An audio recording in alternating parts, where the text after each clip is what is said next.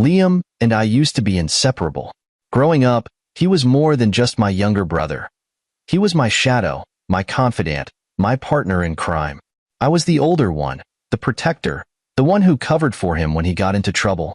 He had a way of making people like him, a charm that could disarm anyone, and I always admired that about him. In return, he looked up to me.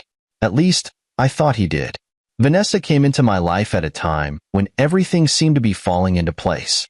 I had just landed a promotion at work, and life felt good. She was everything I had ever wanted: beautiful, intelligent, and driven. Vanessa wasn't just a partner. She was my equal, someone I could dream big with. We were building a future together, or so I thought. I should have seen the signs. Looking back, they were all there, but I was too blind, or maybe too trusting, to notice.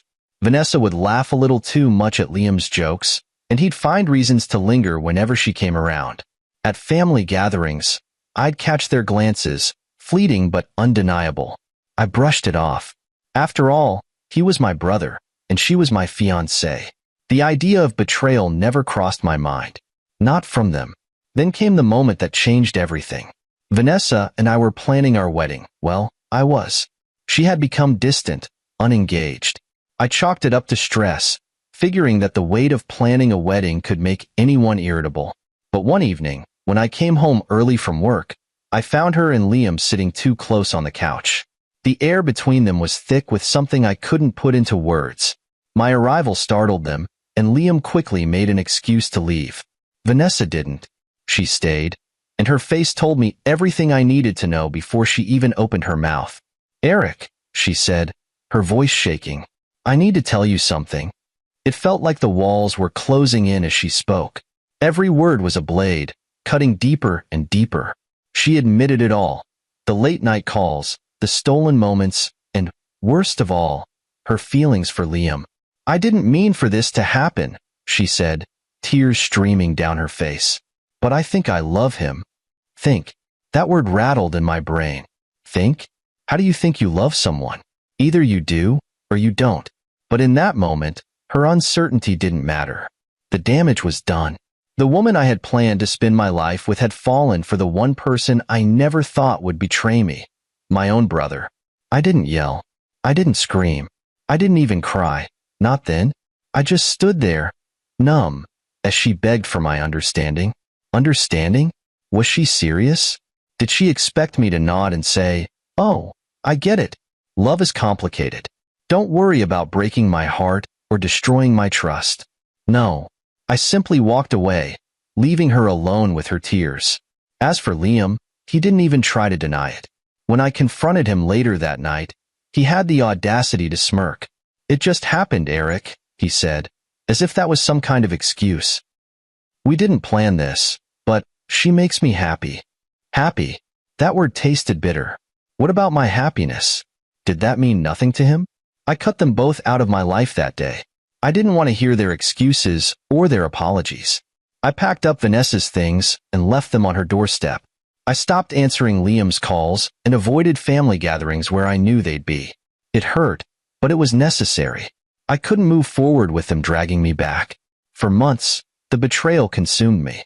I replayed every memory, trying to pinpoint the moment it all went wrong. Was I too trusting? Too blind? Or were they always capable of such treachery, and I just refused to see it? The questions haunted me, but the answers never came. What did come was resolve. I realized that I could let this betrayal define me, or I could use it as fuel to rebuild myself. I chose the latter. It wasn't easy. Nights were the hardest, when the silence screamed louder than my thoughts. But with every passing day, I found strength I didn't know I had. Liam and Vanessa had taken so much from me, but they hadn't taken everything. They hadn't taken my ambition, my integrity, or my ability to rise above their pettiness.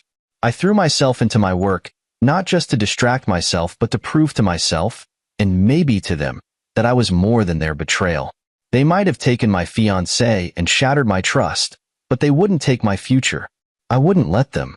Looking back now, I see that betrayal has a way of teaching you things about yourself. It forces you to confront the darkest parts of your soul, the parts that want to hate and destroy. But it also gives you the chance to rise above, to prove that you're stronger than the pain. And that's exactly what I did. Betrayal has a way of hollowing you out. After Vanessa and Liam, it felt like I was walking around with a piece of myself missing. They hadn't just taken a relationship from me. They'd taken the foundation I'd built my trust on, the sense of stability that came with knowing your brother has your back and your partner is by your side. Losing both of them at once felt like being untethered, left to drift alone in a storm I hadn't seen coming. The first few weeks were a blur. My house was quieter without Vanessa's laughter echoing through the halls.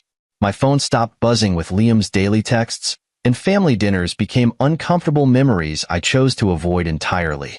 I remember sitting on my couch one night, staring at the same four walls for hours, wondering how I got here. How do you rebuild when the people you trusted most have torn you down? But the thing about hitting rock bottom is that there's nowhere to go but up. It started small. I woke up earlier, forcing myself out of bed even when the weight of the betrayal felt suffocating. I went for runs, the pavement under my feet grounding me in a way nothing else could. And then I threw myself into work, pouring every ounce of energy I had into building something. Anything that felt like it couldn't be taken from me. I worked harder than I ever had before. Early mornings turned into late nights, and weekends disappeared into marathon brainstorming sessions. I wasn't just working to distract myself. I was working to create a version of myself that Liam and Vanessa couldn't touch. If they thought they had broken me, I was determined to prove them wrong. Opportunities started to come my way. A client I'd been chasing for months finally signed on, and the success of that project opened doors I hadn't even known existed. The more I achieved, the less their betrayal stung. It was still there, like a scar that would never fully fade, but I started to see it as a reminder of what I could overcome. Each success felt like a victory over the version of myself who had once felt small and discarded. The funny thing about pouring your soul into work is that it doesn't just fill the void. It builds something new. Over time, I stopped thinking about Liam and Vanessa as much. Their betrayal no longer consumed my thoughts. It became a footnote in the larger story of my life. I found myself surrounded by people who valued me, colleagues who respected my ideas, and friends who showed up when it mattered most. It was a different kind of family, one built on choice rather than obligation.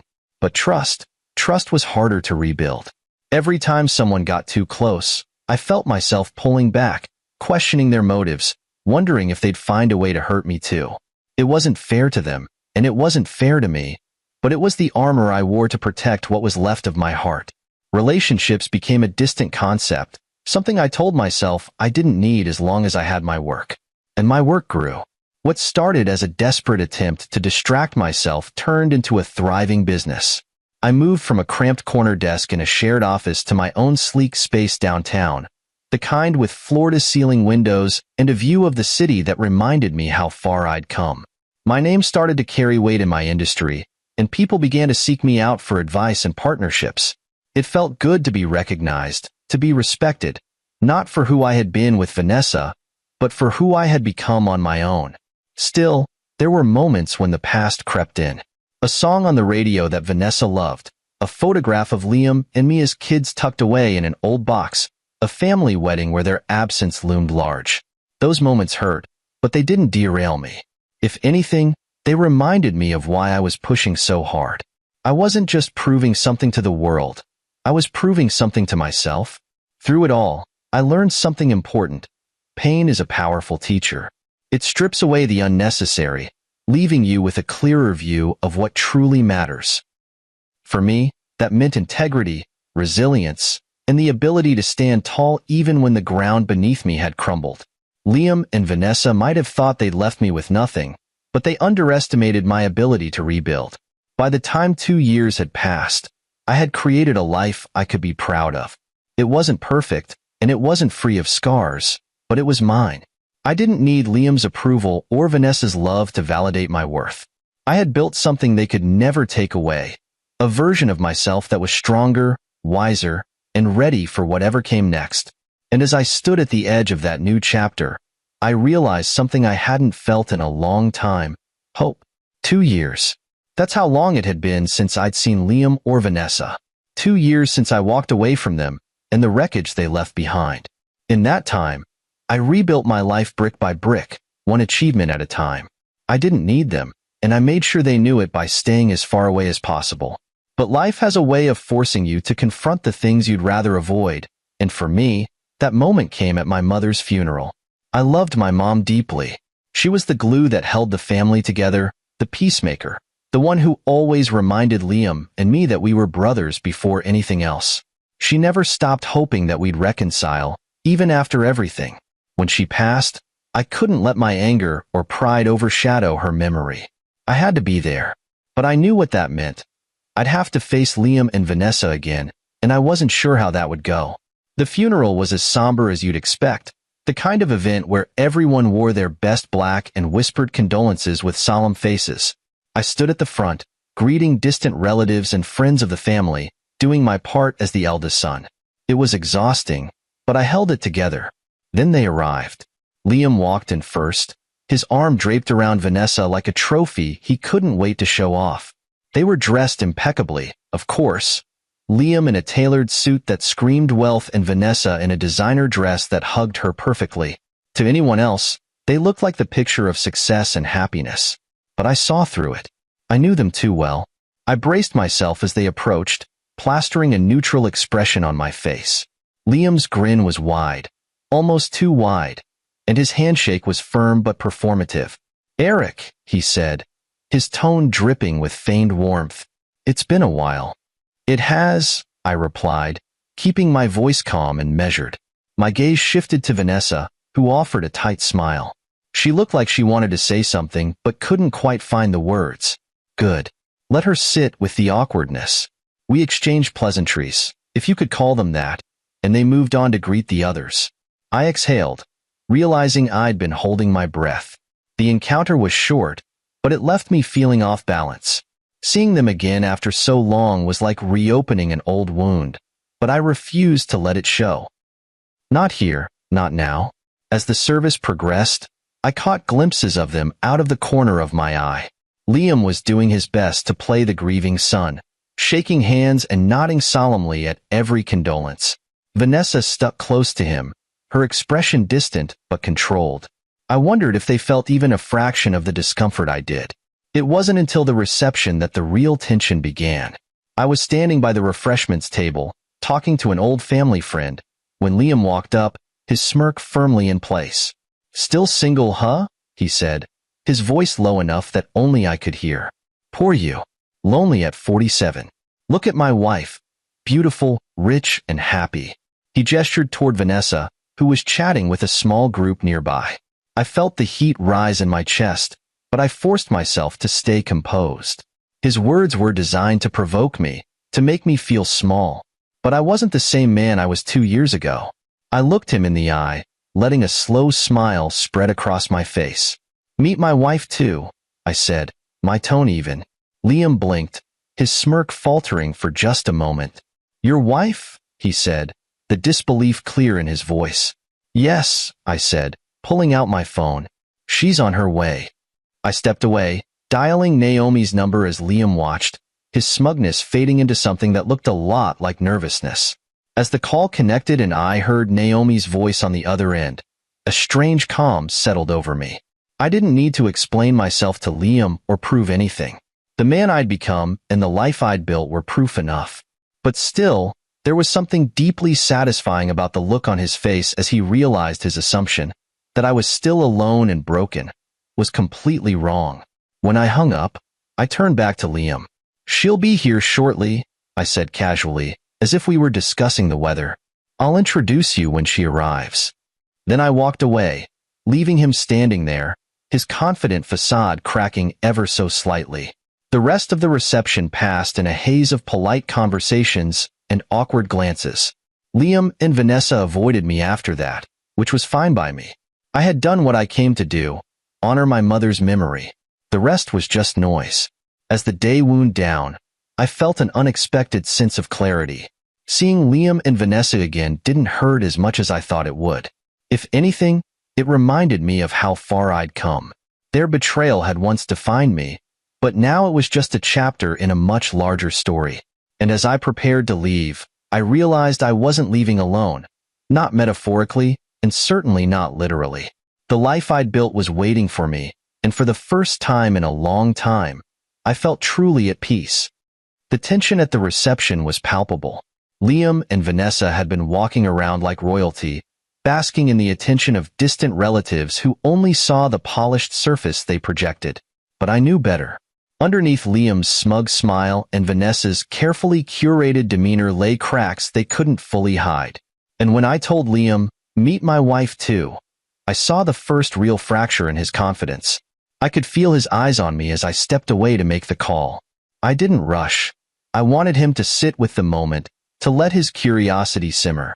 Liam had always thrived on control, on knowing every move before it happened, and this time, he was completely in the dark.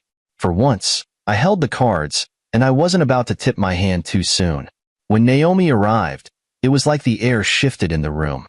I had stepped outside to meet her, and the moment I saw her walking toward me, every ounce of tension I'd been carrying melted away. She was a vision of elegance, her presence magnetic. Naomi wasn't just beautiful. She radiated confidence and poise, the kind of woman who turned heads without even trying. Her fitted black dress was simple yet sophisticated, her posture impeccable, and her smile warm but knowing. As she approached, she squeezed my hand gently, grounding me in a way only she could. "You ready for this?" she asked, her voice steady and calm. "I am now," I replied, and together we walked back into the room. The hum of conversation quieted as we entered. Heads turned, whispers spread like wildfire, and I could feel the weight of every gaze in the room. Naomi walked with the kind of grace that commanded attention, and by the time we reached the center of the reception, all eyes were on us, especially Liam's and Vanessa's. Their reactions were everything I expected. Liam's confident smirk vanished, replaced by a look of disbelief. His eyes widened as he took in Naomi, and for the first time in as long as I could remember, he was speechless. Vanessa's expression was harder to read. At first, there was confusion, but then her gaze lingered on Naomi's face, her flawless posture, and the way she carried herself with effortless dignity. It didn't take long for envy to creep into her eyes. I walked over to them, Naomi at my side, and smiled politely.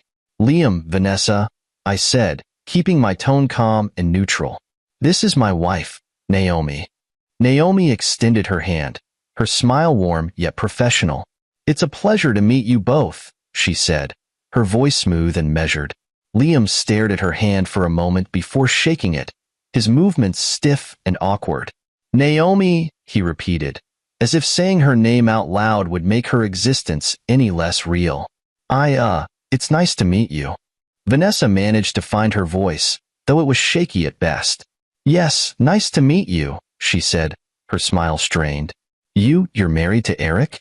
"Yes," Naomi said with a nod, her tone effortlessly confident. "We've been married for a year now." The color drained from Liam's face. He looked like someone had pulled the rug out from under him, and he was scrambling to regain his footing. Vanessa, meanwhile, couldn't hide her surprise. Her eyes darted between me and Naomi, as if trying to piece together how this could have happened. To them, I was supposed to be the one left behind, the one who would never recover from their betrayal. And yet, here I was, standing beside a woman who not only matched Vanessa in beauty and poise, but surpassed her in every way that mattered. "Eric didn't tell us he was married," Liam said finally, his voice thin and strained. "I didn't think it was relevant," I replied casually. "But now that you've met Naomi, I suppose it's a good time to catch up." Naomi chuckled softly, her hand still resting lightly on mine. "Eric's always been modest about his achievements," she said, her gaze sweeping over Liam and Vanessa. "But I've always admired that about him. It's one of the many reasons I fell in love with him." Her words were simple, but they carried a weight that neither Liam nor Vanessa could ignore. This wasn't just about me. It was about the life I'd built with Naomi, a life they couldn't touch.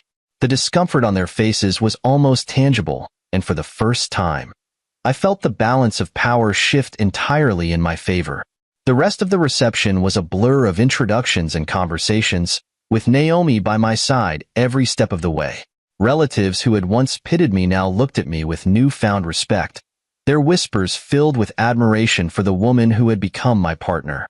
Liam and Vanessa, on the other hand, faded into the background, their earlier bravado reduced to silence. As we prepared to leave, I glanced over at Liam one last time. He was standing by the door, his hands shoved into his pockets, his jaw tight.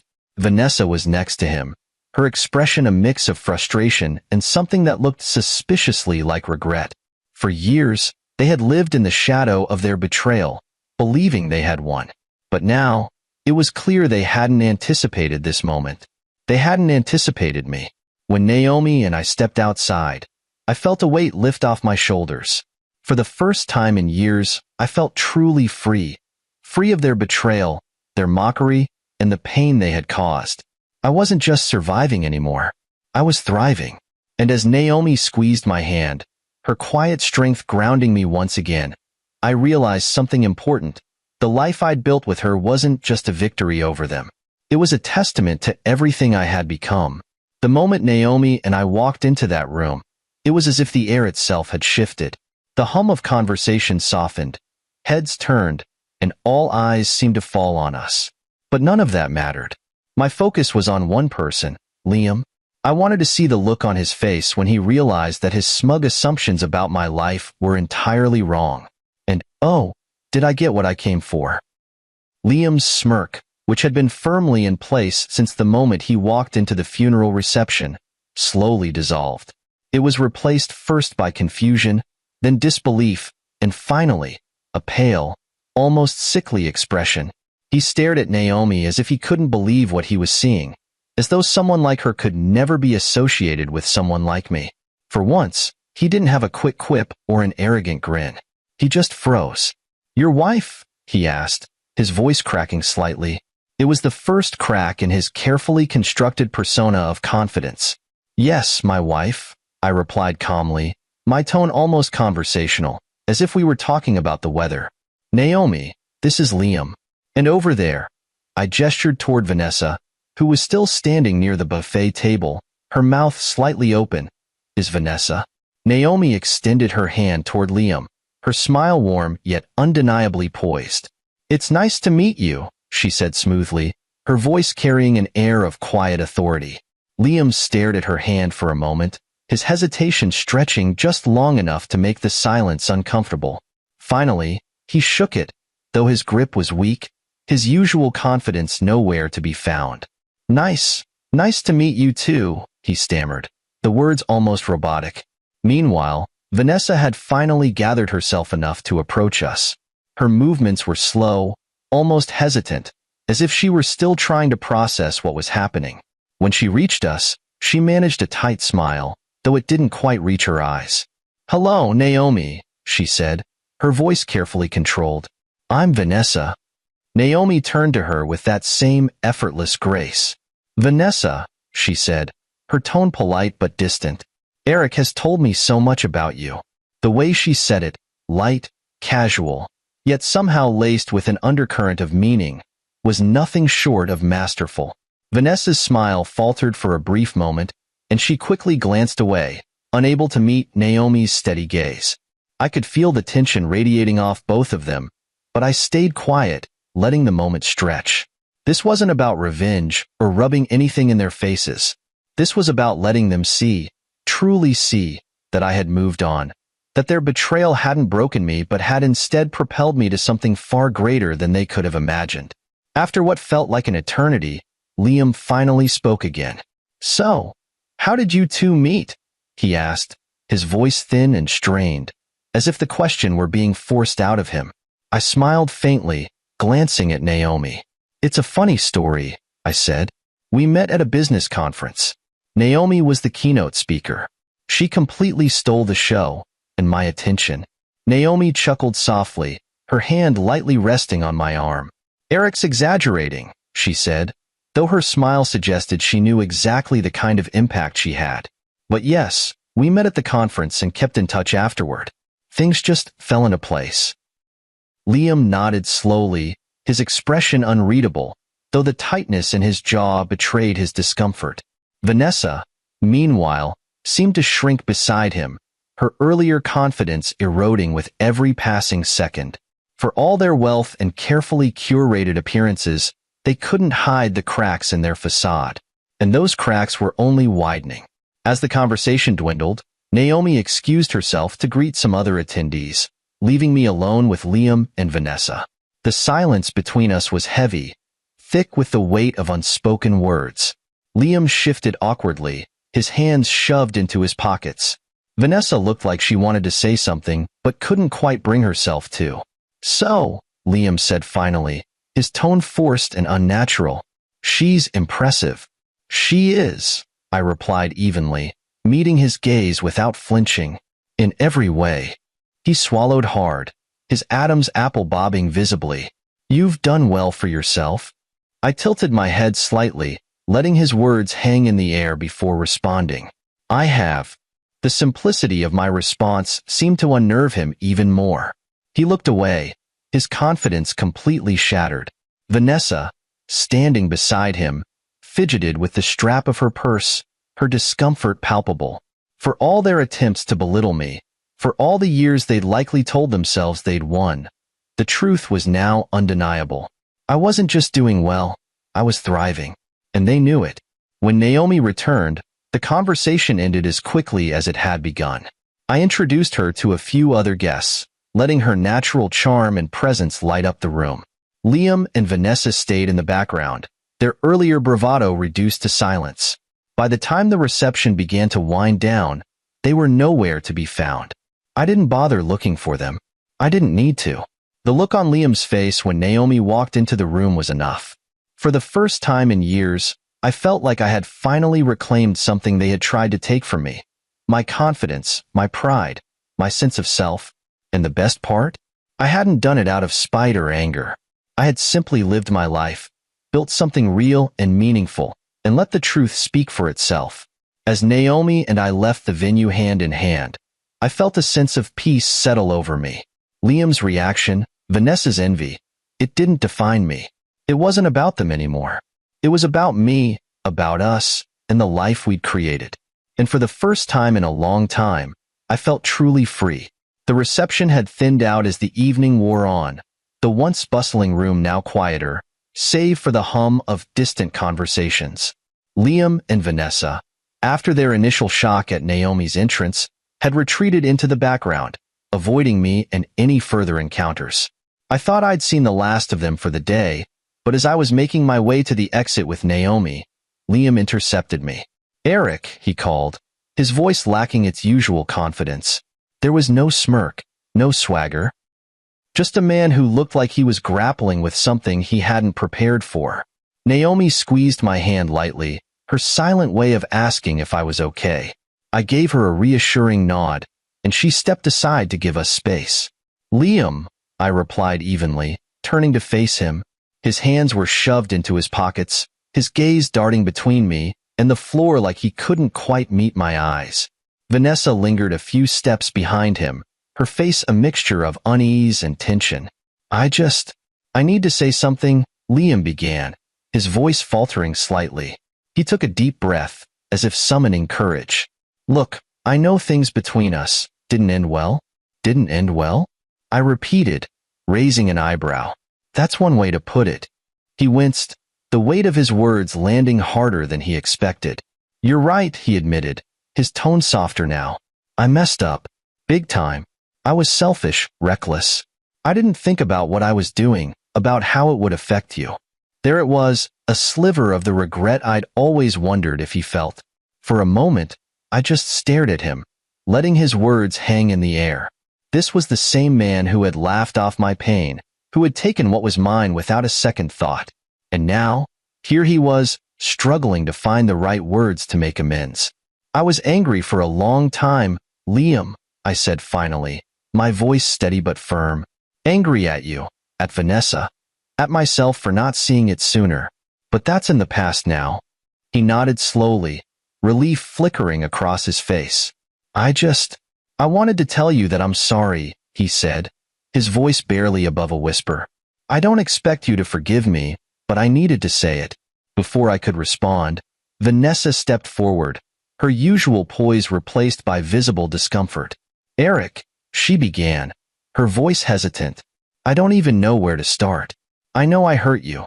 more than I can probably understand, and I've thought about it every day since." Her words caught me off guard. Vanessa had always been the picture of confidence, never one to admit weakness or wrongdoing. Seeing her like this, vulnerable and uncertain, was almost surreal.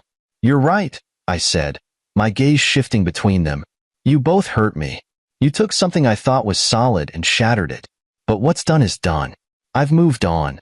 Vanessa nodded, her shoulders slumping slightly, as if the weight of my words hit her harder than she'd expected. "I can see that," she said softly, glancing toward Naomi, who was standing nearby, her calm presence a stark contrast to the tension between the three of us. "You've built an incredible life, Eric. And you deserve it." Liam cleared his throat, shifting uncomfortably. We thought you'd never recover," he admitted, his words raw and unpolished. "We thought you'd stay angry, bitter. But seeing you now," he trailed off, his gaze falling to the floor. "But seeing me now, what?" I pressed, my tone sharp but not unkind. He looked up, his expression one of genuine regret. "But seeing you now," he said slowly, "I realize how wrong we were. You didn't just recover, you thrived. And it makes me realize how much I lost when I betrayed you." The honesty in his voice was unexpected, and for a moment, I didn't know how to respond. Part of me wanted to hold on to the anger, to remind him of the pain he caused. But another part, a quieter, steadier part, recognized that I didn't need his guilt or his apology to move forward. I had already done that. "I appreciate your words," I said finally, my voice calm and measured. "But this isn't about forgiveness or reconciliation. It's about accepting that we all made choices, and we all live with them." Liam nodded, his shoulders sagging as if a weight had been lifted and replaced by another. Vanessa stepped closer to him, her hand lightly resting on his arm. She looked at me one last time, her eyes glossy with unshed tears. "Thank you," she said softly, "for hearing us out." I gave a small nod, the conversation feeling like it had reached its natural end. As they turned to leave, I felt a strange sense of closure settling over me. Their words didn't erase what they'd done, but they no longer had the power to define me. I wasn't the man they had betrayed. I was the man who had risen above it. When Naomi returned to my side, she placed a gentle hand on my arm. "You okay?" she asked, her voice filled with quiet concern. "I am," I replied, and for the first time in years, I truly meant it. Together, we walked out of the reception, leaving the past where it belonged, behind us. I didn't need anything from Liam or Vanessa anymore. Their regret was theirs to carry, and my peace was mine to keep. It wasn't over. Not entirely. Even after Liam's strained apology, there was still an unresolved weight lingering in the air. And I knew exactly why. Vanessa.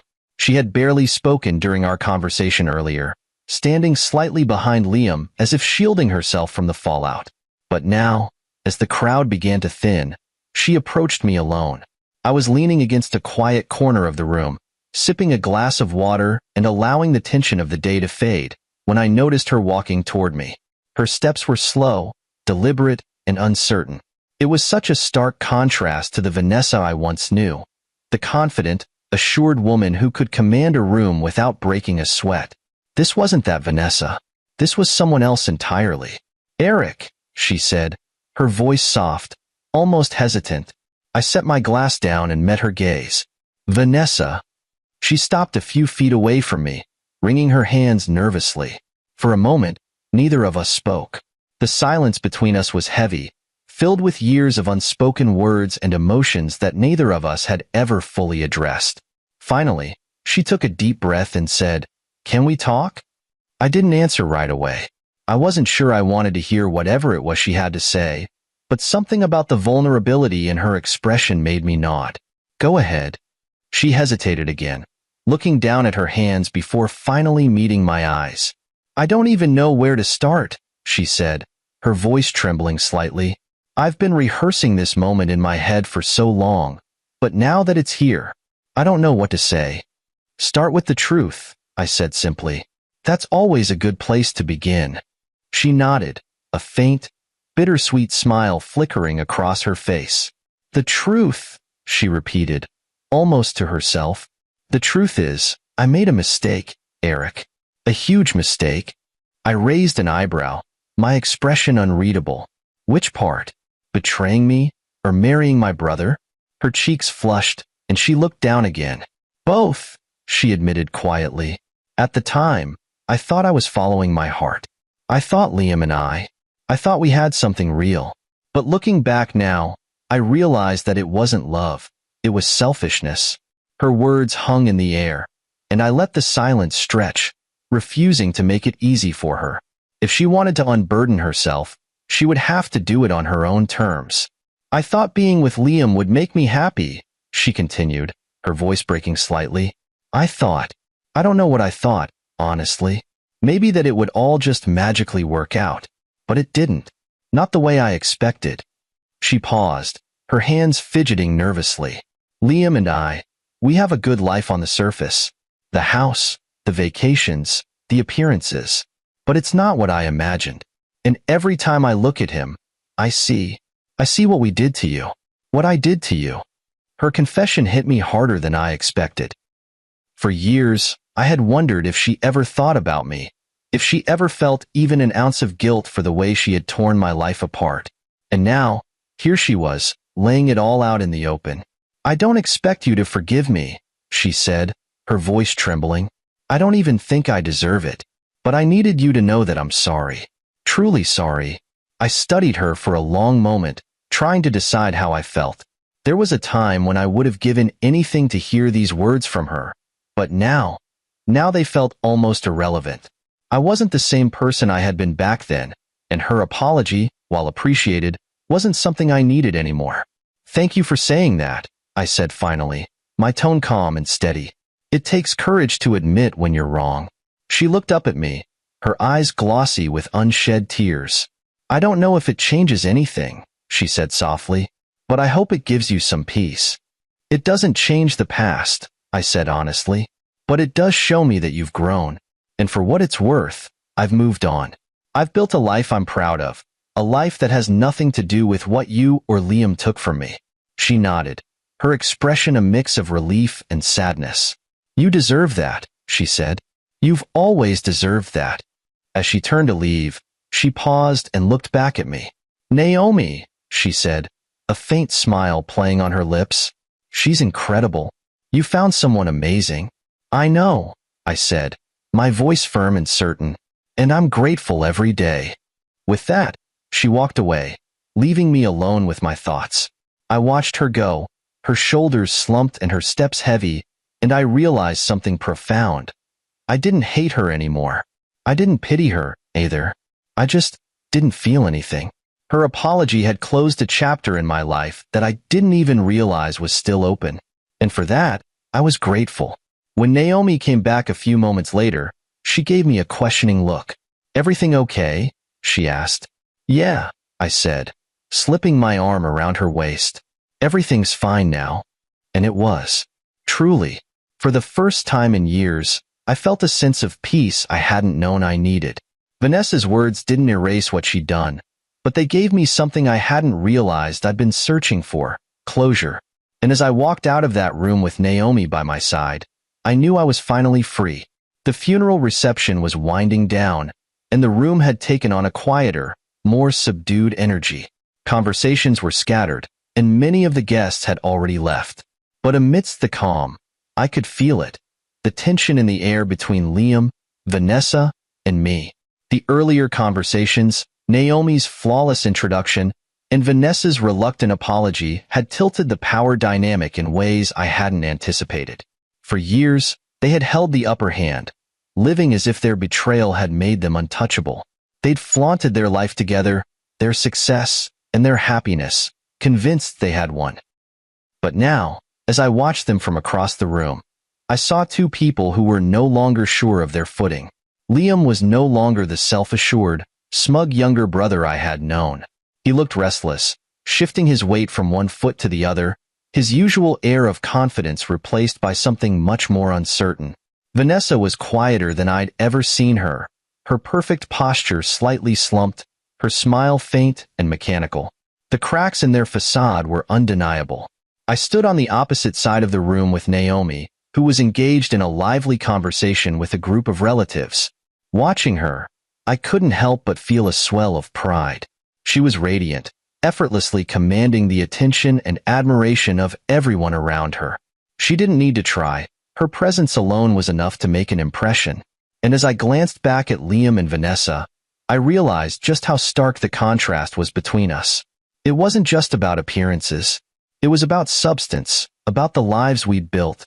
Liam and Vanessa had spent years projecting an image of perfection, but now that I was here, standing tall with Naomi by my side, it was clear that their image was just that, an image.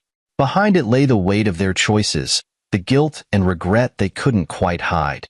I decided to approach them, not out of malice or revenge, but out of a desire to see this shift through to its conclusion.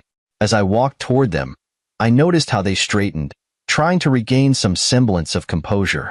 Liam forced a smile, but it didn't reach his eyes. Vanessa looked at me with a mixture of nervousness and something that almost resembled defeat. "Enjoying the reception?" I asked casually, my tone polite, but with an edge of calm authority. Liam nodded quickly, too quickly. "Yeah, it's, nice. A good way to honor Mom." I nodded, letting the silence stretch just long enough to make them uncomfortable. "It is," I said. "She always wanted us to be close, you know? Family meant everything to her." Vanessa glanced away, her lips pressing into a thin line. Liam cleared his throat, his discomfort obvious. "Look, Eric, about earlier," he started, but I held up a hand to stop him. "It's fine, Liam," I said evenly. "You don't need to explain yourself again. What's done is done. We all make our choices." The weight of my words hung between us, and I saw them land on him like a blow. Liam's shoulders sagged slightly, and for the first time, I saw not the confident brother who had taken what was mine, but a man who was struggling to hold himself together. Vanessa, too, seemed to shrink under the weight of the moment. She had always been the composed one, the woman who could outshine anyone in the room. But now, standing in front of me, she looked small, her earlier bravado completely gone. "You've built quite a life for yourself," Vanessa said finally, her voice quieter than usual. "Naomi is incredible." "She is," I said, my tone firm. "And I've worked hard for everything I have. Nothing came easy, but I'm proud of where I am." Liam nodded, his jaw tightening as he looked away. I didn't think you'd move on like this," he admitted, his voice low. You thought I'd stay broken," I finished for him. "That I'd never recover, never find happiness again." He didn't respond, but his silence said everything. For years, they had likely convinced themselves that their betrayal had defined me, that I'd be stuck in the shadow of their actions forever. But now, standing before them as a man who had not only survived but thrived, I could see how wrong they had been. "The thing about betrayal," I said, my voice steady, "is that it doesn't break you unless you let it. And I didn't let it." Vanessa's eyes glistened with unshed tears, and Liam looked like he wanted to say something but couldn't find the words. I didn't need them to respond. Their silence was enough. Naomi joined us then, her presence immediately shifting the energy in the room. She smiled at me, then turned her attention to Liam and Vanessa. "I hope you're both doing well," she said politely, her tone warm but firm. Liam and Vanessa mumbled their responses, their discomfort almost palpable. Naomi glanced at me, a knowing smile on her lips, and I felt an overwhelming sense of gratitude for her, for everything she brought to my life, for the strength and grace she exuded in every moment. As we walked away, leaving Liam and Vanessa behind, I couldn't help but reflect on how much had changed. The power dynamic between us had shifted entirely. They were no longer the confident couple who had stolen my trust and happiness. They were just two people grappling with the weight of their choices, while I walked away stronger, freer, and more at peace than I'd ever been. Liam and Vanessa had spent years believing they'd won, but the truth was, I had. And as Naomi and I stepped out into the cool evening air, I realized that their opinions, their regret, and their discomfort no longer mattered. The roles had reversed, and I was finally in control of my own story. As Naomi and I walked to the car, hand in hand, the The cool evening air wrapped around us like a quiet reminder of how far I'd come. The tension and weight of the day had finally eased, leaving behind a surprising sense of clarity. For the first time in years, I felt like I wasn't carrying the ghost of Liam and Vanessa's betrayal anymore. It was strange, liberating, even. But in its own way, it was bittersweet. Betrayal has a way of etching itself into your soul. When Liam and Vanessa tore through my life, it felt like I had been stripped bare, left with nothing but a hollow ache and unanswered questions. At the time, I couldn't see anything beyond the hurt. How could I? I had lost my fiancée and my brother in one fell swoop. I thought I'd never recover, that the shadows of what they'd done would follow me forever. But now, walking beside Naomi, the woman who had not only healed my wounds but helped me discover a new version of myself, I realized something profound. The betrayal wasn't the end of my story. It was the beginning of something far greater. When Liam and Vanessa decided their happiness was worth more than my trust, they had set me on a path I never would have chosen for myself. At first, it was just survival. Late nights at the office, a relentless focus on my career, anything to keep from feeling the full weight of their actions. But somewhere along the way, that survival turned into ambition. Every deal I closed, every milestone I hit, felt like a step further away from the version of myself they had tried to leave behind. And then there was Naomi. Meeting her had been an unexpected gift, one I hadn't even realized I needed. She wasn't just my partner. She was my anchor, my equal, the one who reminded me every day that I was worthy of love, trust, and happiness. Her presence in my life was proof that the scars Liam and Vanessa left on me hadn't destroyed me. They had shaped me, made me stronger, and opened me up to something far better than I ever imagined. Tonight, standing in the same room as them, I had expected to feel anger, bitterness, maybe even the sting of old wounds reopening. But instead, I felt nothing, or at least, nothing negative. Seeing Liam's smugness falter and Vanessa's confidence crumble didn't bring me joy, but it didn't hurt either. It was just confirmation of what I already knew. Their choices hadn't defined me. My choices had. As Naomi and I reached the car, I paused for a moment, leaning against the door and looking up at the stars. It was a clear night, the kind that makes you feel small in the best possible way. Naomi tilted her head at me, her brow furrowing slightly. "What's on your mind?" she asked, her voice soft and steady, the way it always was when she sensed I was lost in thought. I smiled, reaching for her hand. "Just everything," I said. "How far we've come. How much has changed." She leaned against the car beside me, her gaze following mine to the stars. "You've grown so much, Eric," she said. "I know today wasn't easy, but you handled it with more grace than most people could have."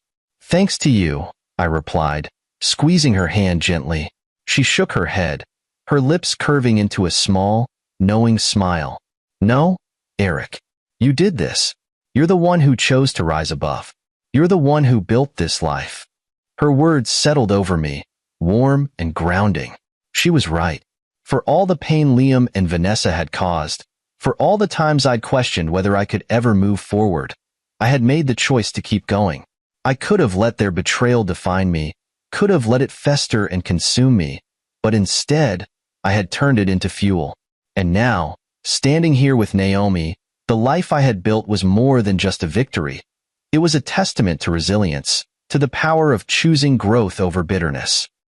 I thought back to the way Liam had looked at me earlier, his eyes filled with disbelief as Naomi stood by my side. I thought about Vanessa's apology, her quiet admission that she had made a mistake, and I realized something important. I didn't need their regret. I didn't need their validation. I didn't even need their apologies. Their actions no longer had any power over me, because the life I had built, the person I had become, was entirely my own. "Do you think they'll ever get it?" I asked, glancing at Naomi.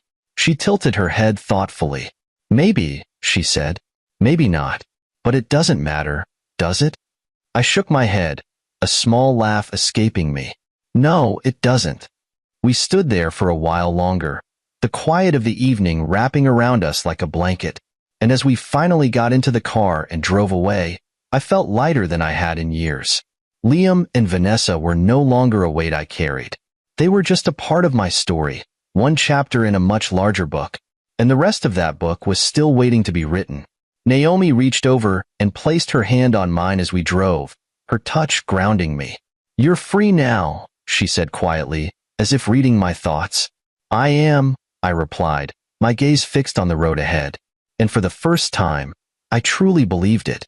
The past was behind me, and the future stretched out before me, limitless, full of possibilities, and entirely my own.